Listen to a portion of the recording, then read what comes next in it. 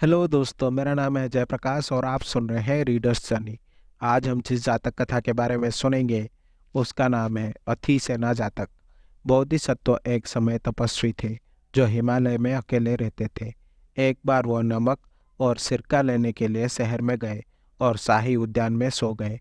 अगली सुबह राजा ने बोधिसत्व को भिक्षा इकट्ठा करते हुए देखा और उसके आचरण से प्रभावित होकर उसे एक बड़े भोजन के लिए महल में आमंत्रित किया।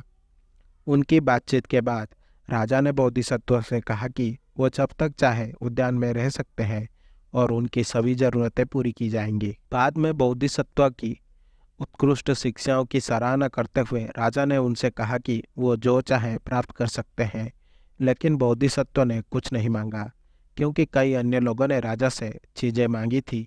वो बोधिसत्व के इनकार से हैरान हो गए और उनसे इसे स्पष्ट करने के लिए कहा। जब बोधिसत्व ने कहा कि इस तरह से भीख मांगने से लोगों के बीच समस्या पैदा हो सकती है, तो राजा ने उत्तर दिया कि अगर इसे सही तरीके से और सही समय पर किया जाए तो कोई समस्या नहीं होगी, और उसने अपना प्रस्ताव दोहराया। बोधिसत्व इस बात से सहमत थे कि यह नियमित लोगों के लिए सही है, लेकिन धार्मिक लोगों को सांसारिक इच्छाओं के बिना शुद्ध सरल जीवन जीना चाहिए। राजा ने बोधिसत्व पर कुछ उपहार लेने का आग्रह करते हुए उसे अपनी 1000 सर्वश्रेष्ठ गायें भेंट की, और फिर बोधिसत्व ने समझाया कि वो संपत्ति के बिना एक साधारण जीवन जीना पसंद करता है। बोधिसत्व के संदेश ने राजा को प्रेरित किया और अपने शेष जीवन के लिए वो पूरी तरह से धार्मिक और उदार हो गया। ये कहानी बुद्ध के जीवन काल में बुद्ध के कुछ शिष्यों को नए आवासों की जरूरत थी और वे इतने अधिक मांग करने वाले और दृढ़ थे कि उन्होंने शहरवासियों को बहुत परेशान किया। जब भी वे शिष्यों को आते देखते लोग दूर चले जाते।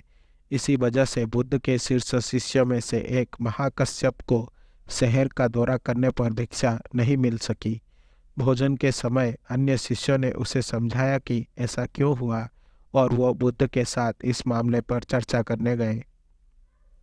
बुद्ध ने एक सभा बुलाई और इन विचारहीन शिष्यों की आलोचना की।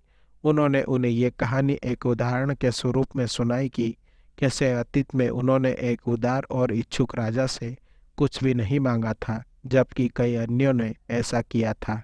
राजा बुद्ध के शीर्ष शिष्यों में से एक आनंद का पूर्व जन्म था। आशा करता हूँ कि आपको ये जातक कथा अच्छी लगी होगी। अगर आपको मेरी वीडियो पसंद आई तो इसे लाइक करें और शेयर करें, और ऐसे वीडियोस देखने के लिए मेरे चैनल को सब्सक्राइब करें।